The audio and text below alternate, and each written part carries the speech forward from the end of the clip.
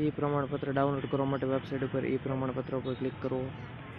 જે યરનું હોય તે સિલેક્ટ કરો, રજિસ્ટ્રેશન નંબર નાખો અને બર્થ ડેટ નાખીને લોગિન કરો. લોગિન કરો એટલે આવું પેજ ખુલશે. આ પેજમાં એમ કીધેલું છે કે એવી PDF ક્રિએટ કરો જેમાં બધા ડોક્યુમેન્ટ એક સાથે આવી જાય.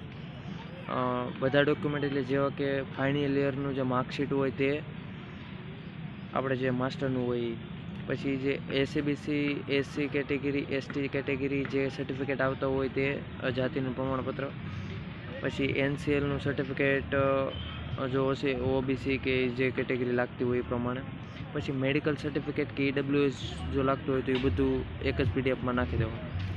પછી બધું એક PDFમાં નાખીને ચૂઝ ફાઇલ કરી એ જે ફાઇલ બનાવેલી છે એ સિલેક્ટ કરીને સબમિટ કરી નાખવાનું.